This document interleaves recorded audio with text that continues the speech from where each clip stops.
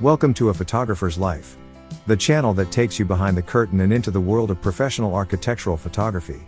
Join us now for a discussion with members of the Association of Independent Architectural Photographers, America's premier architectural photography organization. I want to welcome everyone to the March 2026 meeting for AIAP. We're going to talk about file management and metadata and file numbering and those kinds of things. And for those of you that are here, there's a PDF in the chat window if you want to open that up and take a look at that. And there's a number of things that we'll talk about today, and feel free to jump in with your own opinions. What I've put in that PDF is only the way I do things, and that's not necessarily the right way. It's just the way that works for me. So the reason I chose to use this topic today is because I've been getting questions on a weekly basis about file numbering and file management, and I thought maybe it was a good time to talk about this and see what everybody else is doing and what works and what doesn't, and maybe solve some problems for everybody that is in the organization who will listen to this later. So with that, let's jump off here. And first of all, I wanted to start out with just kind of like the very most basic thing that we can do, and that's setting up your camera so that it actually is going to number in a sequence, and that you have copyright information in there. I've bought several used bodies over the years, and I've never bought a body where someone has actually set up the copyright information ahead of time on that. So the copyright information is something you set up in the menu, but I've never purchased one used where the photographer previous to me has actually set up the copyright information. So that's always been kind of interesting to me. And so that's something in the menu that's easy to do. I mean, it's a little fiddly if you have to use those little thumb wheels and everything to find the menu for the alphabet and then set it up. And you have to change it every year with the date and everything. But at least that will give you some basic information embedded in your file structure as to who you are as the photographer, and that the image is copyrighted, and offer you at least some protection if you are in an infringement situation, or if somebody wants to find out whose image it is and offer to pay you for it. And it's also a little more difficult to get rid of than IPTC. Yeah, exactly. It's a little more embedded. Yeah. And so you can stick that information in there. I just make that an annual event for me. After the first of the year, I change that date on the bodies that I have and update that.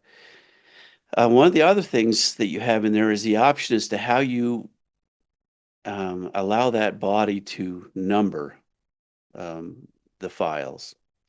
And there's a few different options in there depending on what body you have, what manufacturer you have. I have always just used continuous numbering. And that's what works for me. And I'm happy to hear from anybody else who has a different opinion about that. But continuous numbering is what's always worked for me. I know there's some issues if you have that reset every time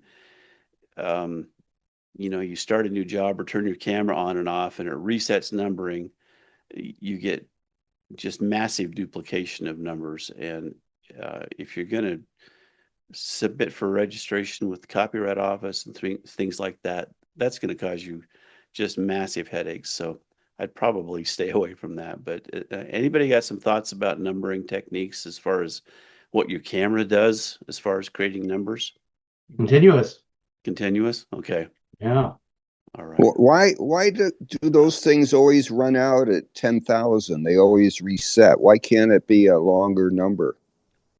Well, I'd like to know that too. And if we had somebody here from Canon or Nikon or Sony. I think the newer Sonys go to 5 digits. The Sony I use the most goes to 10,000 and rolls over. But if you take that, I don't know, the way I do it, we do everything sequentially. So we'll add a prefix number so that like the right now we're on 1,209,297 frames.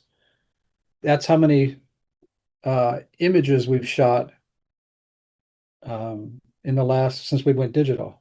So they're absolutely sequential. So I can look at that number and I can tell you what year we shot it. But it makes it if you add a prefix and then we have a suffix after it too, depending on the project, it makes it really easy to find the files. I'm a little different. I convert everything to DNG, and once I've done that, the first thing on the file is a name, a location, or the client or the project or something like that, Okay. followed by the date, which is going to be unique, and that's in the format of like 2026-03-20, which would be for today, and then 1, and then it goes from there. So I can always just by eyeball go into the files if it comes to that, and just track down exactly what I'm looking for, and I can track it by name using any kind of spotlight, any kind of search at all. Yeah. Yeah, I like that, Barry. That's good. Yeah. Well, that's one thing I learned from the Seth Resnick. We were talking earlier about Seth Resnick. I did a We're gonna workshop. have to pay him a royalty if you bring His his name. workflow. Yeah, you do. Yeah, he probably got his license somehow. You mentioned his name, you have to pay him something. Well, no, actually, Seth said you should put the date first, and I just found it didn't work for my brain. No, not You for know, me. I'm also Well, I like that. writing, so Yeah. numbers that make me Yeah. anxious. Yeah, We're so inundated with the way we're doing it, I can't change now. yeah, sure. Hey, if it works, it works. So in the PDF, you'll see that I set things up by project name, like Barry mentioned. If you go down that PDF there, when I name mine, which is something that happens in the exporting process in Lightroom, I have a suffix, which is the project name. And for me, that's the easy way for me, so that I can find things by project, because I will typically have, if I need to find something, it's usually because I've got somebody contacting me about a project that they want to license at a later date, or that I need to find because it's been infringed. And so if I know the project name, then it's really easy for me to locate that, because I may or may not remember when in the world I ever shot it or something like that. So that's when that's how I do it. And then I keep that file number intact. And then I add a suffix, which is my last name, so that there's no confusion for my clientele or anybody who might be stealing my work as to whose image they're stealing. Or whose image it was that, who the photographer was that shot this originally. So I always stick my last name on there as a suffix to the file name. And that's the way I've been doing it for quite a number of years now. Yeah, we when we do ours, we have client folders on our hard drives, and the client folders has a year and then a project, and then that's how we store them. So it's pretty easy to find almost anything. Yeah, in my external drives, and we talked about this earlier, about we push everything to external drives. I do that once a year. I have my yearly archive that gets moved off of my desktop. It's being backed up continuously, but it gets moved off of my desktop computer permanently every year onto external drives, so that I don't have that storage taken up on my computer. But that way it's all in folders by client, and then within that, those project names pop up and they're easy to find. And certainly it's easy when I go to copyright registration, because those are all then unique names. And I never have any issues with copyright registration that way, as far as numbers or anything like that. Has anyone used FileMaker? Not for that. Yeah. I'm all my clients are set up with a client number in FileMaker, and then job numbers are generated for every new job, and it's easy for me to find anything from the past. Hmm. If I know, number one, who it was shot with, and from there I can easily find all the jobs that I may have shot for them. And I could find it then by subject title if I wanted to, Mhm. or via job number. It really has worked out well. My daughter actually set it up for me about 23, 24 years ago, and I've been living with it ever since, and I could find anything back that far pretty easily. So that's what has worked well for me. Yeah, the other thing that is important that you and I talked about a little bit, Alan, is filling out the metadata when you're processing the Yeah. work. Yeah, I think now's a good time to jump into metadata and why So we many need to people do that. don't. And I know Barry, you teach that. Yeah. And maybe now'd be a good time to let you jump in and talk maybe a little bit about metadata. And honestly, I that's one of the things that seems to be this big mystery for a lot of new photographers is metadata and why even fill it out and so maybe you could address that just for a few minutes. Well, I happen to have a slide right here. So let me just let me do a share and see if this Sure. works. This is Hope a it towards us a few minutes. well, I do all day workshops, and so I turn them into PDFs, Yeah. and so that's what this is. It's a PDF. So we'll just kind of slide through a few. Let's see, share desktop. Okay, If you get stuck, I can't help you. that's all right. I can't help myself.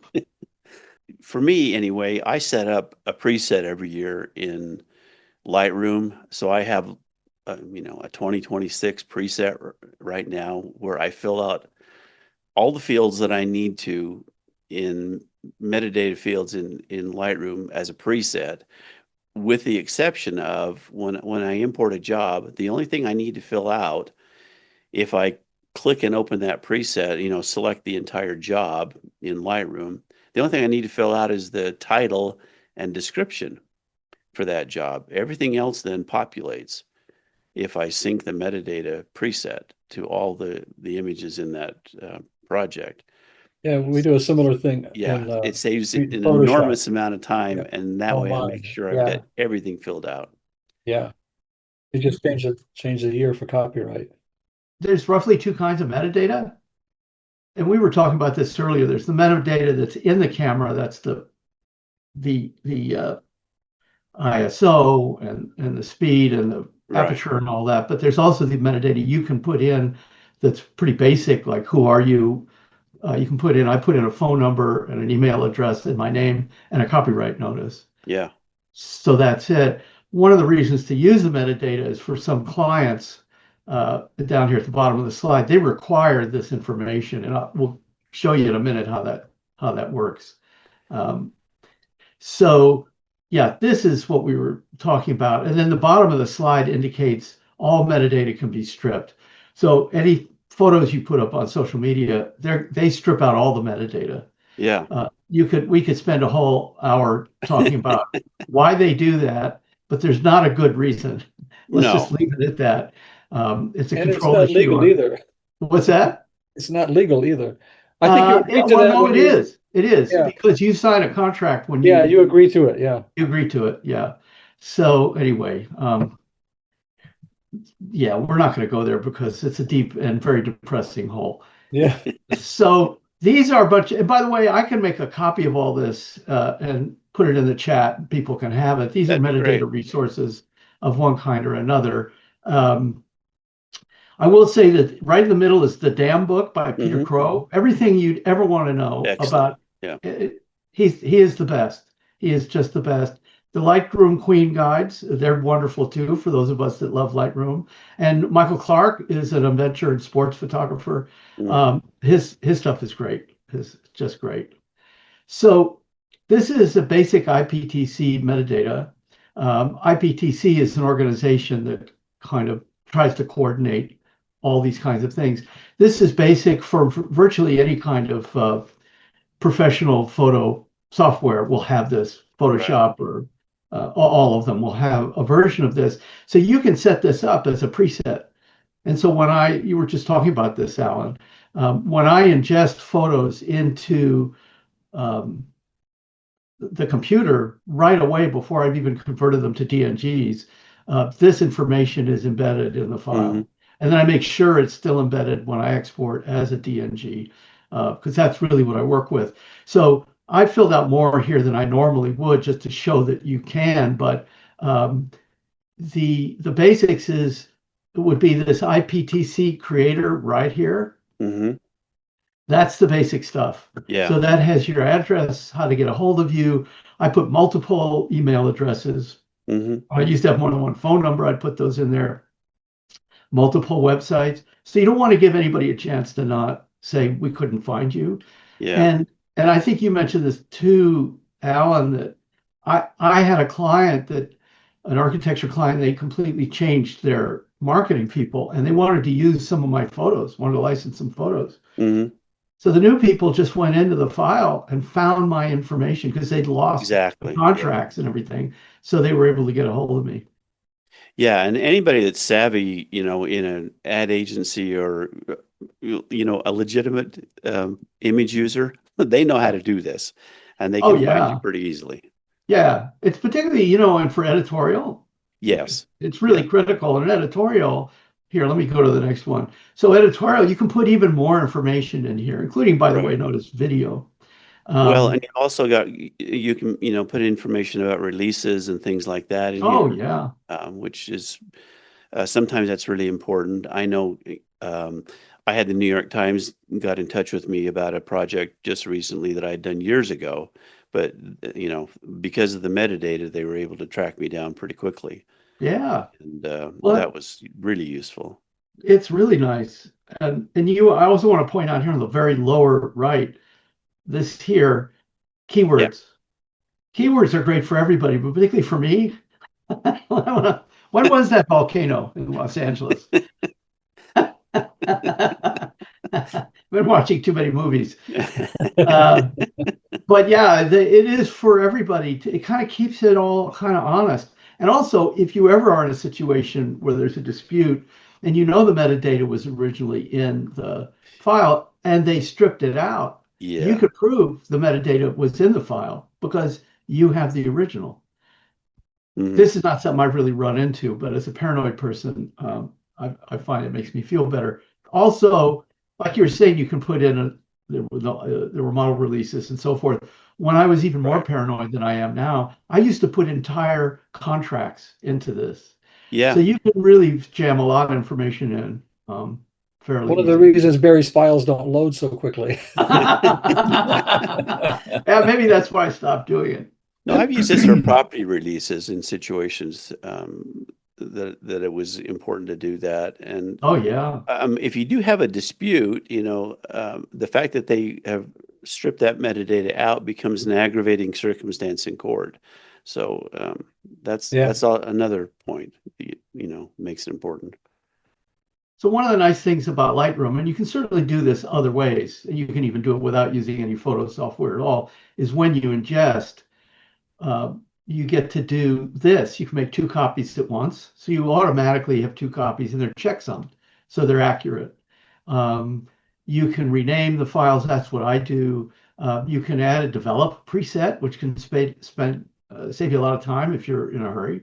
Um, you can convert to DNG, which is actually not something I do at first. I just do my selections on whatever the file is, and then I convert to DNG. That's another kind of discussion. And you can stick the keywords in.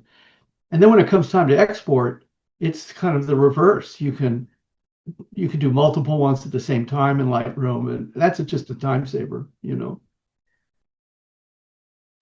These are just this isn't strictly speaking metadata, but you kind of have to know how to deliver Yeah. and all of that. So this all goes into it because really this is part of the service that a client either expects or hopefully learns to expect and love us for, and then hire us again because we've made their lives so easy.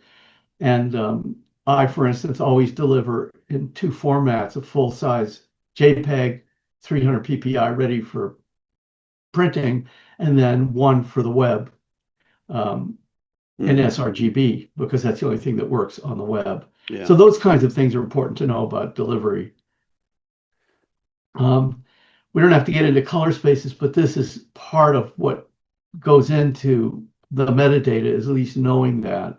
It doesn't have anything particularly to do with delivery. And And in that color. export window that you got in Lightroom, all of this stuff is really easily accessible, and you can export so easily in these different spaces and Yeah. file structures. And I've been taught forever, don't screw around with CMYK unless you're a printer. You don't need to worry about it anymore. Send But them a good file, they'll know what to do. every once in a while, you will get an ad agency that requests CMYK files. Oh my Yeah, God. we get that all the time. Oh, do you? Oh, yeah. Yeah. What do you do? Send them We change the color. CMYK and Adobe RGB. CMYK, yeah. Yeah, okay. I Yeah. never, God, I wouldn't know how to do Yeah, it and then we anymore. add CMYK to the suffix of the file so they know that it's CMYK. Exactly. Yeah. Okay. Wow. Yeah, I get that from big agencies, some of Yeah. the big ones. They will ask for that all the time. So because color management is part of this, we don't really want to spend very much time on this, but this is a fairly typical thing you get from a color management company or somewhere, and you print this out in a specific way, and then they put a spectrometer over it to see how accurate your colors are, and that can be really important for delivery. That's another one, what they look like. So for printing, anything that Mac Holbert says it goes. We're now on the outer edges now of what we were originally talking about. So let's get out of this, because I like to dominate, but sometimes it feels rude. No, just jumping back to the metadata situation there, though, I don't think you can put too much information in there ever. We tend to kind of economize sometimes with metadata, and my experience has been that the more I put in there, the better off I am in the long run when it comes to any situation where image ownership is challenged or anything like that. If I have to litigate, I want to make sure that I've got everything buttoned up as tight as possible on metadata. Even if it gets stripped out, I can present what the original, because I will inevitably, my attorney opposing counsel is going to ask for the original file, and they're going to want to examine the metadata on it. So just saying. And then, like I mentioned before, people do use that to find you if they've ended up with an image and they need to find out, who to license it with. That's the easiest way for them to do that, is just to open the metadata on it. And also, sometimes you end up with, I don't know, personal work or even personal work that you took on the job. Yeah. And putting those keywords in the metadata in there allows you to find things that you didn't put in a normal place. I've got a whole section in my folders of personal work, and I just keep shoving stuff in there. And it's nice to be able to find it in less than an hour or two. It takes all the fun out of it, Barry. Well, fun's overrated, man. Yeah. Yeah, I do all those things. I don't use Lightroom. I use Photoshop. Yeah. But they have all the same services and It's the same stuff. Yeah. And while the metadata can be wiped pretty clearly, I think Alan mentioned this. You set your camera up with copyright. That's a little harder to take out of the file. Oh yeah. I don't know why, but it's harder to remove. Sometimes that little artifact will carry through the file through multiple changes. Yeah. There is software you can get that'll strip it, but I haven't found a reason to do it myself. Yeah. Yeah, I'm sure you can do anything. And there are some of the websites, like you say, that by posting your stuff there, and I don't want to mention any of them by name, but we all know who they are. Oh, I don't think you're in any legal danger. Well, I'll mention them. Okay, yeah. It's Let's go then. It's Facebook and Instagram. Instagram. And one of the ones we Yeah. run into most often is House. House. Oh, House. Oh yeah. That's one that hurts a lot of us the most is Yeah. we see our stuff stuck there. And then, I mean, I have cases all the time where somebody will post a project on House and then people will find those images and right click and download them and then stick them on their website all over the world. And yeah. One of the user agreements with House, Alan, is when you upload, you give them the right to the image. You claim that you own the rights and you're granting it to them to use it in any way they want. in perpetuity. In perpetuity. That's correct. So, yeah, and it's difficult to litigate that. Yeah, it is. House is Yeah. pretty much insulated from that. There's a couple Yeah. other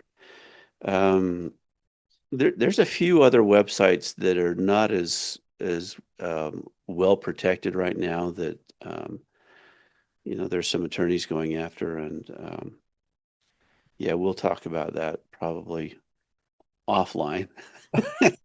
Yeah. Well, and the thing about House is their business model, which is now extended over to Dwell online too, Mhm. is what they want to do is make affiliate sales from what's in the picture. So Exactly. House from the beginning asked you to tag that dishwasher, that faucet, that Everything you light can think fixture. of. Yeah. And so that's where their money is. Their money is not in referring people to homeowners. Right. It's to sell product or sell the metadata for the product so that they can get an affiliate sale, Mhm. affiliate money. And there's nothing you can do about it. I removed all my photos from House just for that reason. I think you can't always stop clients from doing it because they don't always even tell you. But when I recently did a job that Dwell licensed for not very much money only for online existing photos. And when I went to look at it, I was horrified that they encourage you to download the photos. Right. And I went, whoa, whoa, whoa. So I had a client, I did a full shot probably 10 years ago, a dusk full shot, beautiful picture. And the builder loaded it up on House. And a few years ago, he sends me an email. He sends me a screenshot of his House page that picture had been downloaded 180,000 times. whoa, whoa. I'm like, Yeah. Yeah. yeah, I have that. Show me the I money. need to print that out and frame it. I'm like, oh, that's great. Yeah. Oh, yeah. Yeah. Yeah. Yes. Does anyone put it in their contract to protect yourself that your client says your client cannot put it on House to warn them? I don't have that singled out. I don't license is either. pretty I don't much have that all as a media. stipulation. Yeah. Yeah. Is that a protection? If you could enforce it, Yeah. it'd be tough because a lot of our clients will inevitably put a project up on their website, and the homeowner of that project will just screenshot it, and they'll load that to House. So it's really it's difficult to police that. I think it's also a matter of if somebody's making money off your photo, that's Yeah. one thing. Yeah, that's true. And yes, House does make money off your photo, but not directly. So it's like you got to pick your battles. And Alan and Norman, you can speak to that because, through Pixie and all the rest. And even then you have to pick your battles. Oh, yeah. Oh, yeah. Because you can destroy your business overnight if you chose to. Yeah. Yeah. Yes. Yeah. Well, on a more That's another topic we can do, Alan. Oh, yeah. There you go.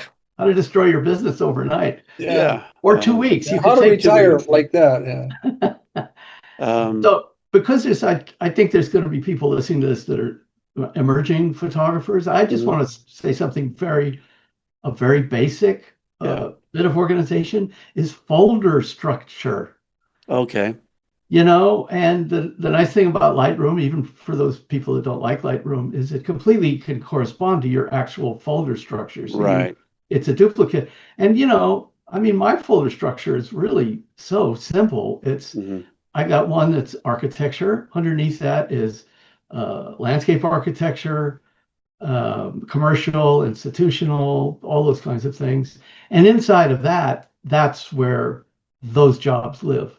Mm-hmm. And they're named. The folders are named for what they are, so it makes it extremely easy to find things. Yeah. Are you a sponsor for Lightroom, Barry? I'm just wondering. You know, I've never I heard know somebody this. mention Lightroom so many times in a Oh, sentence. I mean, it's such I a know good this. tool, This, though. I know you don't this like is it, Norman. shocking. I know, Lightroom For is for most of babies. us, it's just such a lifesaver. It's Norman. I don't terrible. know how to break this to you, but Lightroom is probably the most popular and most widely used photo program in the entire And do I known look like I universe, care? including Pluto and Mercury.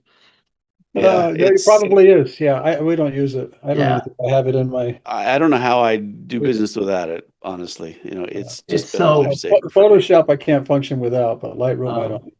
well, it's got a lot of the same tools. It just keeps it Yeah. all in the same spot. Yeah, And it's I such do an 80. organizationally, it's just such a huge asset for me and keeping Yeah, everything organized. And I can find everything.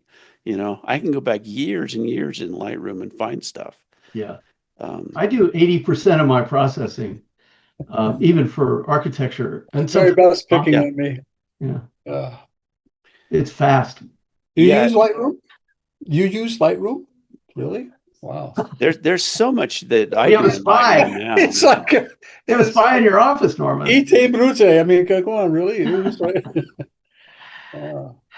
I only do just the very end processing in Photoshop anymore. Yeah, me too. The bulk of it's done in Lightroom. So Yeah, they don't. The Lightroom processing has gotten better, but there's still things that are just so much easier to do in Photoshop, like right. removing spots, Mhm. or if you're doing any generative AI, it just seems to work a little better for, yeah, But the big corrections, they're just so much easier to do, especially if you've got global corrections you need to do on a job. yeah, It's just so fast to get it done. yeah. Yeah, see, I don't do anything like that. I could see that. Like with batch processing, a lot of people talk about how. Yeah. I mean, and I don't do any batch processing, so. Well, the But other, I hear that that's a lot of photographers I talk to, they batch process an entire job, and we don't do that any of that. We do them all individually. So you can also spit out websites, one job websites, just a page with some file numbers on them for clients. I Yeah. use it for contact sheets all the time. Yeah, you can do that in Photoshop contact sheets. So It's much Oh, yeah. easier in Lightroom. yeah, it's way Hey, easier. I don't doubt it at all. I do everything the hard way. I'm here to tell you. I'll give you a list. Well, I do other things the hard way, Norman. Don't feel, like you're privileged But in that. but You can also do a YouTube video of with your Yeah. images in Lightroom. Why does Norman do everything the hard way? That'd Maybe, be- Yeah. hey, Alan, here's a future topic for you: how to do things the hard way, and everybody can. And Norman Yeah, can host and I that. could have that up. I got slides. Yeah. Uh, Let's go back. Let me just jump back here really quickly. I just wanted to go back. You mentioned in your metadata slide that you had there, you talked about the way that people can contact you, and you had website and telephone number and email and all those things. And I find that a lot of photographers are missing that. When I've talked to them, that's just something that nobody seems to want to put in, or even thinks is possible to put in, and that's something that it just seems like such a no-brainer to include all that information as much as possible. I mean, you can put your street address if you want to, your mailing address, and I I mean, you do. could put your favorite vegetables in there. It just Oh. on and on and on. You could put everything you wanted to if you wanted. There's so much room in that metadata information for things that you can just cram that full of stuff if you want. And all of that is just going to be important information for people to find you. and also to support any kind of, action if you have an infringement later on. Oftentimes when someone is trying to use your image and they'll open it up and fill their own, wipe your metadata out, put the other one in. A lot of times the raw data stays behind, and that raw data is critical because that is the same as your original file. Exactly. Yeah. So yeah, I mean, take the time and fill out all the pages of the metadata, because chances are the people gleaning your product or stealing your product, they're not going to go through that. They're going to get the basic file or the basic folder and change that information, and the rest of it to leave behind. The camera data is just imperative that you have that set up. I wanted to bring up one thing that I just got a text about finding who's using your images online. An easy way for those that are not on Pixie, and using stuff like that. I'm just going to add my add this Thanks, podcast Barry. PDF. There's an easy way to use to find your images online and who's using them and where they're showing up using Google Lens. I don't know if people are using that at all. If you'll just take your, you can just drag your image from Lightroom. Just hold that and drag it into Google Chrome, and it will open up as a window or a tab on on Google Chrome, and then just right click that and go to search with Google Lens. And what will happen is it will then bring that image up in all the returns. There'll be a little window on the side, the matches that it has, and then go to exact matches, and it will show you all the exact matches of that image online. Google will find those for you as to who's using that image. Yeah, I didn't I know think it's that. important to note that it's important to have a glass of liquor right next to you when you do that to calm you down. I recommend And some phenobarbital. small glass of bourbon. But this is a way. This is a really simple reverse image search that Google has right now. And I mean, you just need to get the image into into a tab on Google Chrome, and then use that right click to enable search with Google Lens, and then it will find those matches, and then and then go to the exact matches, and that will bring up all of those, and you can find out who's using your image and where. And if you've done this already, you'll see in the title, if you hold on that, you can copy the web page address, and if you hold on the image, the thumbnail that it's next to it, you can copy the image address.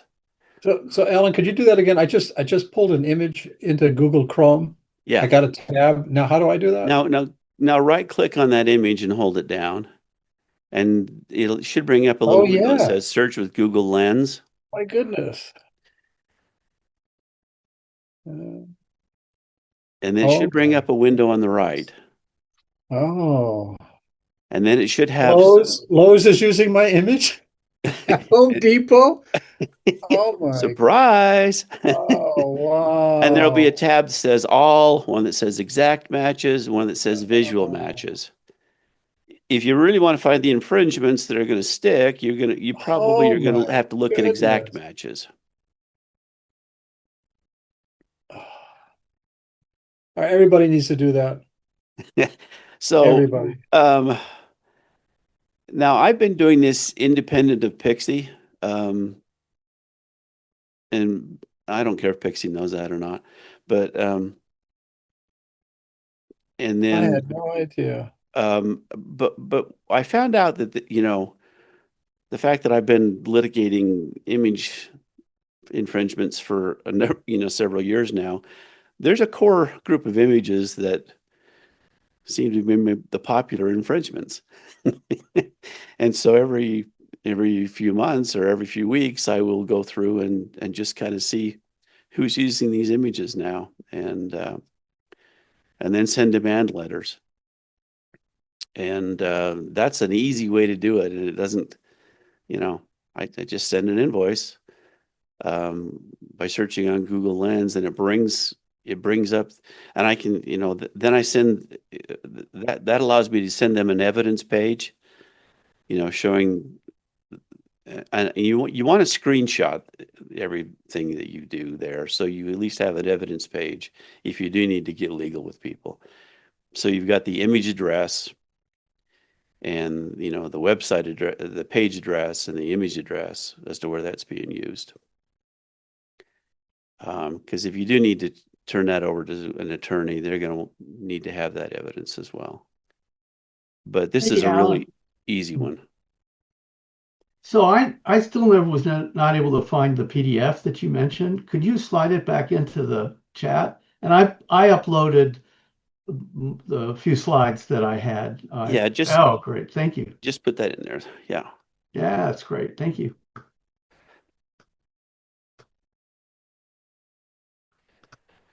Well, this takes away all the free time I thought I had. I'm sorry. But how can you not search everything on? Oh my God. See, I just had I had somebody send me a link day before yesterday of a bowling center that I had shot over 20 years ago, and said, "Is this your image?" And I thought, yeah, that's my image. And then I thought, well, maybe I should search that entire job. Well, so it was only like, I don't know, 20 images. So I searched the job. It's being used all over the world. The bowling center's been closed for 10 years. Yeah, but they love the picture. But the images are being used by, an audiovisual company in California, a bowling center in Wales. It's just in Wales. It's just a Jewish community center in Michigan. It's just they're everywhere. And I found them by just using Google Lens. Yeah. I'm going to do this another picture here. So I'm sorry to bring this up, but I just thought no, it's really good. This is almost entertaining here. So go to the picture, right click. But this doesn't cost you anything. So I thought, no, it doesn't. Yeah, I had somebody ask me about this and just texted me as a reminder, and I thought, okay, I'll bring it up in this meeting. So oh wow. So there's a car wash I shot 4 years ago. It's a dust shot. It's probably the prettiest car wash on the planet. Let's see. 1, 2, 3, 4, 5, 6. It's all over the place. The Gospel Coalition is using my picture. Now you'll find changing lives through washing cars. It's my picture. Wow. Oh, I'm going to change your life in a minute here. Oh my goodness. Alan, this is wonderful. I get a lot of returns like on Pinterest, and those are difficult, if not impossible, to pursue. Yeah. Changing lives through washing cars. Here we go. And there's other things like that are pretty tough to pursue, but the commercial usages, those are easy ones when you find those, and they seem to pop up really easily. So anyway, thought I'd share that as a little gift to start the weekend out for you. Because I know that the companies that do reverse image search for you, they charge you money for that. I also understand that Google's AI Gemini will, if you will ask it to find all the commercial usages and supply you with the URLs for a certain image, it'll do that as well. No kidding. I did that for a case recently that we were trying to go to a settlement conference on. And I wanted to be prepared. And going into the settlement conference, I think we had 35 infringements documented, and Jim and I found 41 new ones ahead of the settlement conference. So it more than doubled what the settlement amount was for the case. So that was a big boost, and it didn't cost me anything. So nor did it cost the attorney any time. So that was great.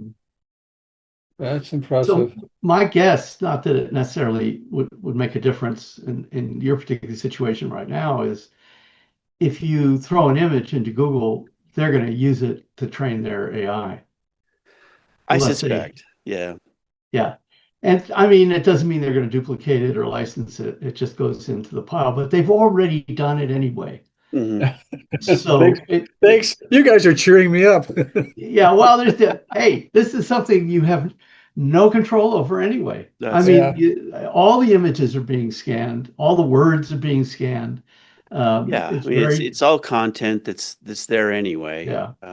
So the Europeans are figuring out ways to begin to, but we're at the early days of figuring out not how to keep AI companies from doing it, but how to dig a little money out of them for doing it. And, it's important to note that, particularly say in advertising contracts with photographers and agencies specified that none of the images either can be used for AI, but that you can't use AI when you do your deliverables, because they're worried that there's copyright infringement embedded in the work that you supply to them. Yeah, I've seen that in the new contracts that I've gotten for new editorial contracts. They all have that in there. Yeah. And the YouTube contract is the same way now. When you upload a YouTube video, is that right? Yeah. So that you can't incorporate any AI. You have to. Well, you have to tell them whether or not there's AI generated imagery in there or content. If you check the box, I'm not sure if that brings up another menu or not. I've never checked the box, so it didn't matter. But I know that in the contracts that I've been receiving, probably over the last 8 months, editorial contracts, they've all stipulated that, I warrant that there's no AI generated imagery in the deliverables. Well, and that's just a slightly more extreme version of, particularly for editorial. I mean, the New York Times, you couldn't use a tilt-shift lens until a few years ago. Yeah, right. Now you can even, fix it in Lightroom or Photoshop. But their rules are pretty simple. Basic photojournalistic rules are: you can crop, you can color correct, you can contrast correct. That's it. You can't take anything out, and you can't put anything in. Right. So it's pretty basic, and if they're worried, they'll ask to see your RAWs, which is perfectly reasonable. Yeah. Well, everyone, thank you for joining in this conversation. I think this has been really useful. This is simple information and a simple process, but theoretically, but in practice, it can get kind of convoluted sometimes. And if you don't do it right, it can be a real mess. I know that when I was trying to resolve duplications for a copyright registration process that I was going through, it was days of agony to resolve those duplications. My eye twitching, if you're wondering. It was not a fun process. So, I'm speaking from experience that you want to get this right the first time. So, this is an important thing. Thanks to everybody that's contributed. Thank you, Barry, for your slides. Those were really useful. Thank you, Barry. Thank you, Alan. Making those available to everyone. We'll once we stop the recording, we'll have a little time to chat on the back side of the recording here. But thanks, and we look forward to joining you next month with a new topic. So until then, everyone take care. This has been another episode of A Photographer's Life. If you've enjoyed this program, please let us know by liking this episode and subscribing to this channel. A Photographer's Life is brought to you by the Association of Independent Architectural Photographers. This episode is copyrighted, and may not be used in full or in part, without the written permission of the AIAP. Please join us again soon for another inside look at the world of professional architectural photography.